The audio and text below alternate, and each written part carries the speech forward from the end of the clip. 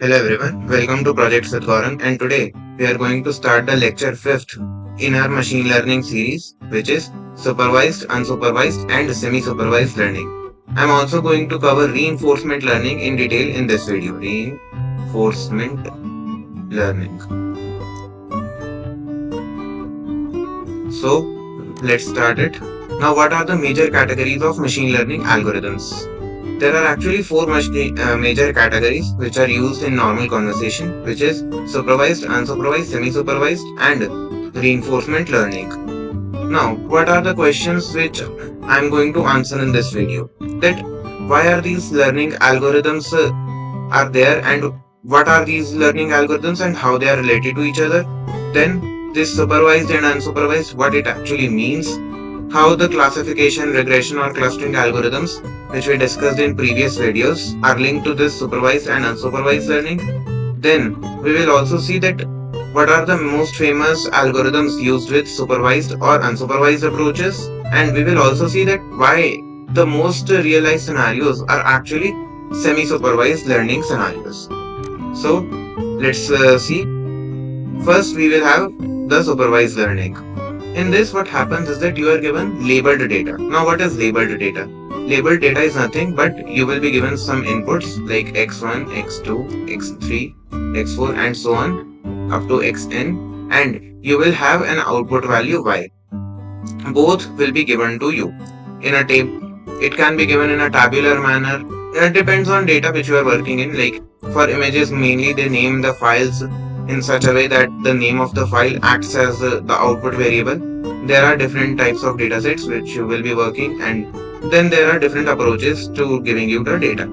So this is one approach. Now what will happen? You will have this input and this output available to you. Now what happens in this is we feed this input and output to this unknown function. This is the thing we don't know, and this is our actually the machine learning algorithm. We train it such a way that it can generate mapping between input and output. Like if I change x1 in such a manner, like x1 I say, let's suppose it has the value 1 for some variable y, and y's value is 2. Now I change the value of x1 to 2 and y actually became half. So there is a clear correlation that I can derive from this, that okay, increasing x1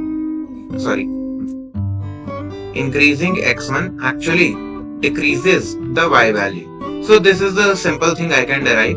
Obviously function will look into main, or you can say more complicated patterns, and then it will store those patterns. So this is what supervised learning do.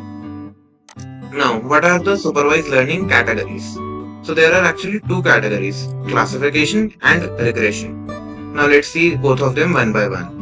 In classification, what happens is that there are finite number of output values. Now what that means is that you can count that okay, if I have an output, so how many types of output we have? Like for example, we have 5 types of outputs or 5 values for the output.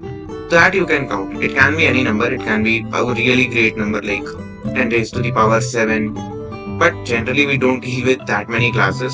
We have like mostly, even it is rare to see classes going more than 100. It also depends on your application, how you are planning to do the things, so that's the thing. But generally you won't see that okay, someone is making more than 100 classes, or even 100 is a very big number. So in this, what happens, you give the labeled data. Let me change the pen so that you can see the like what I'm explaining clearly. You will have the labeled data, and you will have also the labels attached to it. So what I will be giving to the machine, okay, I will be saying this is a shape which is called rectangle. This shape is called triangle. Both the shape will be given to the machine and the output will be given to the machine, because it is supervised learning. So what will happen? The machine will learn, okay, a shape which has 3 sides is actually a triangle. A shape which has 4 sides is a rectangle, and so on. So now when I will present the test data to the machine learning model, it will correctly predict, if it is trained correctly, that okay, this shape this three-sided shape is actually a triangle and this is actually a circle. So this is what in classification we do. This actually is generating label for this test data. So this labeling process, wait a minute. This is actually a kind of labeling process which is happening here. So this labeling process is also called annotation. Now let's see what regression is. In regression we have continuous output like 34.9, 35.69 or 96 and 36.575. This is the kind of output we will have. So in this we have continuous mapping function like this straight line. It is a very basic example and you can say basic plot between salary and number of years of experience a person has. So here you can clearly see that wait a second, that the people who have less experience are earning less, and as your experience increases your salary is also bound to increase. So this is very simple function and this actually explains the regression problem because see, we don't have a clearly defined class. See this member, this person has actually kind of less experience, close to 9 years, and he is earning more than the guy or the girl who has I think more than 10 years of experience. I haven't drawn a straight line, so you can see there is a difference. Yes, you can group them, you can create a class out of it, like you can do that, but still it is better to use regression here. Now, some famous use cases of supervised learning. It is basically used in object detection and image classification. In image classification, supervised learning is very much preferred in recommendation systems and in time series prediction. All these topics are actually in on itself, they can take a lot of time, they take a lot of understanding. So we will touch upon it in future. Then frequently used algorithms. There are many algorithms that are actually used in supervised learning, but these are some of the most famous ones. So linear regression and logistic regression, support vector machine and random forest. Now what is unsupervised learning? In unsupervised learning what happens is that we are given only with the input data. Like we have only the input values, we don't have this output values, and also the function or the model is unknown to us, is unknown. So the objective here also changes. The objective here is not to predict, okay, this thing is a triangle. This is not the objective here because we don't have the answer to this shape. What our objective here is, okay, if I'm given this many shapes or anything, I can divide them in classes. I can say, okay, these two are similar to each other, these two are similar to each other, these four are similar to each other, and so on. And also because there is no output present here, so there is no way we can check that whether our algorithm is right or wrong. Like there are many methods, but not in the, like you can say that algorithm itself can't check. For example, let's suppose in this example I have done a classification based on like what I thought. Let's suppose machine did this. It put all these, wait a minute here. It put all these in one category, then this. So this is not same. We easily can detect that, but algorithm itself can't detect. That's why it is called unsupervised, because there is no supervision. There is nothing that governs, you can say, the result of this function, of this out, you can say machine learning function, that there is nothing that will govern the output. We can only kind of design it correctly, or you can say we can fine tune some parameters, but yes, there is no supervision due to the lack of output data. Now there are three categories in which unsupervised learning is divided: clustering, dimensionality reduction, and association. Clustering is also called unsupervised classification. We will see. Now let's move on to clustering first. In this what happens is that what I explained just with the shapes example. You will be given unlabeled data and it will give you result like this. Okay, that these two shapes are similar to each other. Let me first change the pen. Yeah. these two shapes are similar to each other, these two are similar, these two are similar, and these three are similar, and they are different from the other class. So here you can see I have generated classes, and we also know that in classification, what happens? We predict classes. Classification predict classes, and here we are also doing the same thing. That's why it is also called unsupervised classification. So they can analyze different values, like here there is only shape. They can analyze different, like you can say in this there is some texture also. There can be in images there are textures, like different type of cloth have different type of texture and so on. So you can design your algorithm based on what your application is. So clustering algorithms are actually, there are two types, hierarchical clustering and k-means clustering. There are also other types, but these two are kind of most preferred and most used in many applications. Now we will move on to dimensionality reduction. See, in dimensionality reduction, what happens is that sometimes we collect a lot of data. Let's suppose there are 10,000 parameters.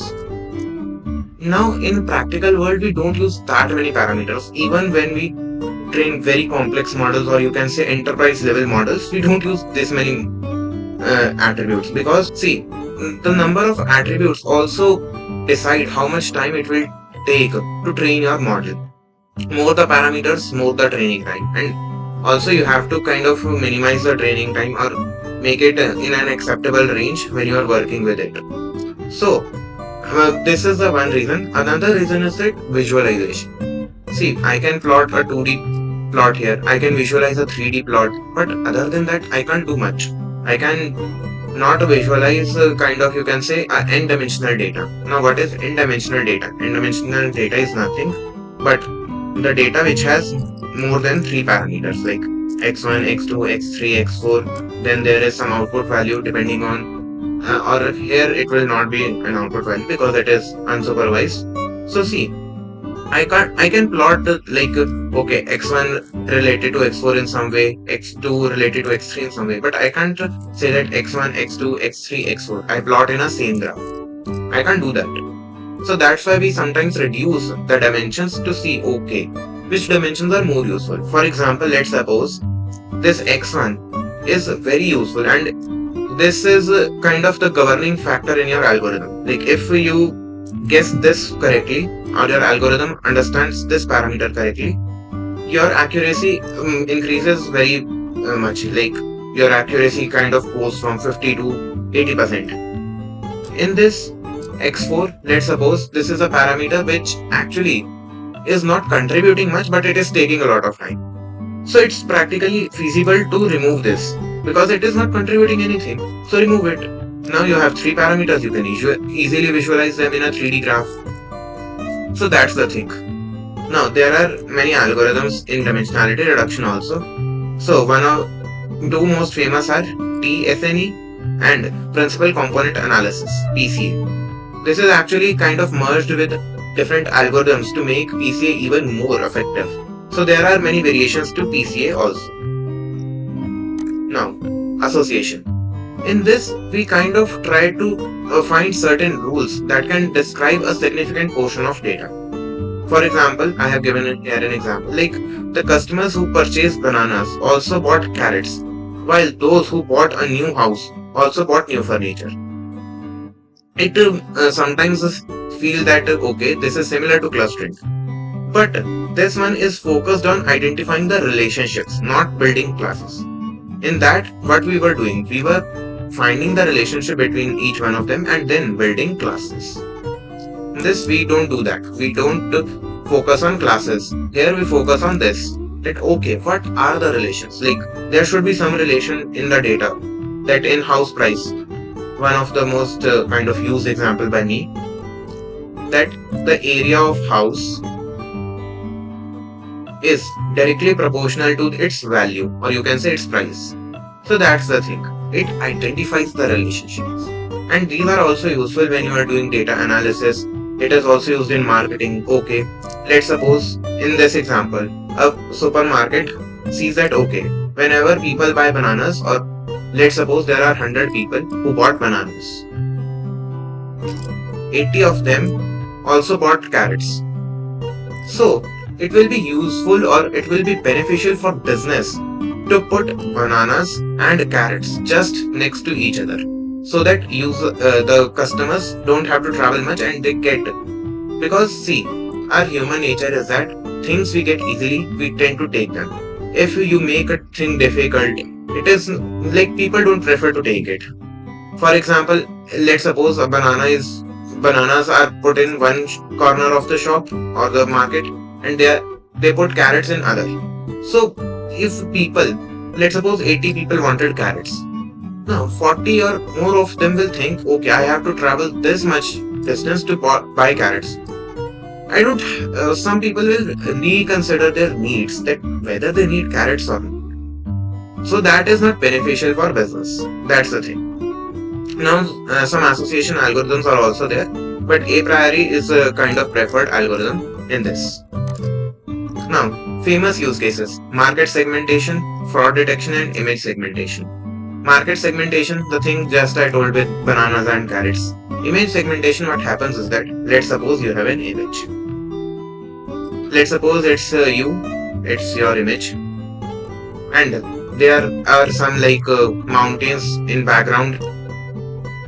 There is a river flowing. Then there is a sun, or you can say it's a sunrise time. So sun is coming through this place. There are clouds in the sky. It can be there. So it is a general image which you took. Now, there are many components to image. There are clouds. There is a partial image of sun. Then there are mountains, river, you, and there is sky also. Now, what is its use? It is used in image, you can say, image beautification. Like you have seen filters in your phones. So they beautify your image based on, okay, different settings. Let's suppose you selected, okay, background should be blur, but I should be the focus. So what it will do? It will tend to kind of blur this out in a way that you don't lose the feel of the image, but you also are the main focus in this image. So that's the thing. Now, frequently used algorithms. K-means, a priori algorithm for association, and principal component analysis. See, these algorithms in basic terms are there, but generally these are merged with different algorithms. For example, PCA can be merged with neural networks.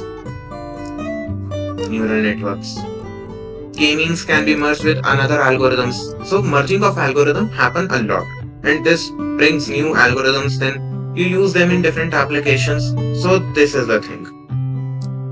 Now, semi-supervised. In this, what happens is that we have data. Some of it is labeled and some is unlabeled. That's the thing. We have both known and unknown. Let's suppose you have 100 entries. It's just an example. For 20 entries, you have output. For 80, you don't have anything. So that's the thing. It is partially supervised and partially unsupervised. Now, we have taken here one example. See, in this, there are different fruits. There is apple, banana, and orange. Now, what I have done is, or what the data is given to us, there are partial labels. Bananas are labeled and oranges are labeled, but apples are not labeled. So what I can do here is, I can say, okay, if the input data is not apples, it's not bananas and oranges, then put them in apples class. I can kind of give that, okay, if they are not in this class, put them in different class. Don't try to fit them in this. I can train my model like this. So it will give me a prediction. Okay, it put apple in apples class, so it will say, okay, it is an apple. That's the thing. Now, why I say that most of the time you will encounter this type. See, there is a massive amount of data present. companies collect a lot of data, users generate a lot of data. You can see in your day-to-day life that you generate a ton of data which is analyzed, which needs to be analyzed for business purposes and for other things also. Now, due to this tremendous amount of data being collected, it is not always perfect. See, real world data is always messy. It is always missing some values. It will be always, you can say, not very good data. So you have to first process it. You have to make something like you have to correct errors because there will be a lot of errors in the data. Then you have to check from other sources also that whether your data is correct or not. Because see, I in previous videos have said that in machine learning, garbage in, garbage out. This is the golden code. The more better your data is, the output will be better. If your input data is very, you can say, error prone, or you can say very wrong, you can't expect model to give you correct output, because see, model only finds relationships, some mathematical and statistical relationships in the data you have put in it. So be very careful when you are putting your data in machine learning model, and make sure that your data is very good or as good as you can make. And then you should optimize your model, because model optimization, okay, it increases accuracy, but data cleaning, it gives more better result for the same amount of effort you are going to put in model, you can say optimization. So this is the thing. And also, when you collect a lot of data, like one person can generate 1 terabyte of data easily in a day, even if he is not doing much work. So that's the thing. Now analyze, see, there are billions of people, billions of terabytes of data. Who is going to label them? Who is going to do kind of checking to them? So it is very expensive. See, data in itself is not expensive to store today, because we have developed some good technologies, but processing them, labeling them, it requires human intervention. It requires some back checking, back testing. It takes time, it takes effort, and it also takes a lot of resources. So that's the thing. This is why many real life databases fall into this category. Now, some famous use cases when you kind of use them in supervised learning, like there are two parts: partial supervised, partial unsupervised. So supervised, partial, and partial unsupervised. In this, what we do is we train a small amount of labeled data we had from the dataset, and the large amount of unlabeled data is there. Small amount of labeled data is here. With labeled data, we train a machine learning model, and after training this machine learning model, we give it to we give unlabeled data to it, and it will label the data set. It kind of generates a pseudo labeled data set. This pseudo labeled data set and this small amount of labeled data set. Wait a second, let me change the pen here. Yeah, this small data set and this large pseudo labeled data set. These both are put in machine learning model, a new machine learning model. See, this come here and this one. So now we have a very good labeled data, and we can generate some predictions. That's the thing. In unsupervised learning, we can capture and learn the structure present in the data. If you are using this as unsupervised, you can capture and learn the patterns in the data. Like there are certain patterns, there are certain classifications you can do. So that you can also do. Now let's move on to the next thing, which is reinforcement learning. First, let me change the color so that you can see easily. Yeah. Reinforcement learning. In this, what happens is that, see, in everything we were training models which were giving us outputs. In this, we kind of train virtual agents. What is virtual agent? In this, we don't have like your classic data. In this, we leave the model in an environment. Let's suppose, very good example is self-driving car. Self-driving car. So it contains an AI. So this AI will be left in environment. What is environment here? The outside environment, like roads and all that, where the car should go. Now, this AI will take some actions. Okay, it will start the car, it will kind of move it. So, based on the action, we either give a reward or give a penalty. Like if it may crash the car in some pole, it's a penalty because we don't want that, okay, AI is crashing cars here and here. No, that's not good. Then, if it is driving very, you can say correctly, and it is following the law, it's driving safely, so it is a very good thing. Sorry, we will give a reward to the agent. So what will happen? But we kind of make the agent in such a way that agent tries to maximize this reward, and ideally it tries to minimize or make the penalty zero, that it should not suffer any penalty. It should only get reward and reward. So it is a reward maximizing strategy. Now, see, there are virtual environments. Now, why virtual environments are used? Simple thing. Let's suppose you build a car, you put AI in it, and now it is self-driving car, but you haven't trained your model yet. Remember that. Wait a second, let me write it correctly. Self-driving car. Okay, you haven't trained your model yet. It will take an action. Now, let's suppose it crashed the car in a pole. What will happen? You will suffer losses. You will have to repair the car. You will have to repair the computers. So that adds up the cost. What happens is that we say, okay, we are not going to put untrained AI in this car. We are going to put trained AI. Now, how will you train it? You will say, okay, let's create a virtual environment, which is a copy or which creates different situations that actually happen in real world. So in this, two things are created, environment and agent. And agent works in the environment to get most of the reward based on its actions. And it piles up in, or you can say it stores its previous actions, okay. Then the agent knows, okay, I don't have to do this thing. For example, let's suppose a baby is there. Now, this is a very common example also, that a baby when he is born, he has no idea what happens in this world. He has no idea that fire is dangerous. So what will happen? Let's suppose a baby just put his hand near the fire.